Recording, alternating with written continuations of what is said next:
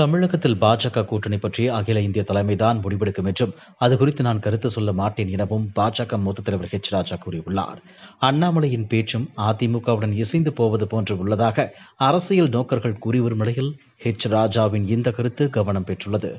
முன்னதாக பாஜக மாநில செயற்குழு உறுப்பினரும் முன்னாள் சட்டமன்ற உறுப்பினருமான காயத்ரி தேவியின் மகள் திருமண விழா சென்னையில் நடைபெற்றது.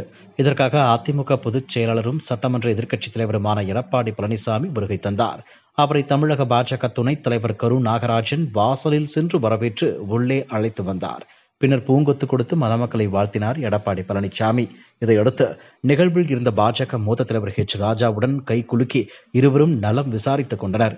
இதனிடையே அதிமுக பாஜக கூட்டணி மீண்டும் அமையும் என கூறப்பட்டு வரும் நிலையில் இபிஎஸ் ஹெச் ராஜா சந்திப்பு அரசியல் முக்கியத்துவம் பெற்றது. இந்த நிலையில் இந்த சந்திப்பு குறித்து தனியார் செய்தி தொலைக்காட்சியிடம் பேசிய ஹெச் ராஜா, இது ஒரு திருமண நிகழ்ச்சி, எனவே ஒருவரை ஒருவர் நலம் விசாரித்தோம், அரசியல் பற்றி பேசவில்லை என கூறியுள்ளார்.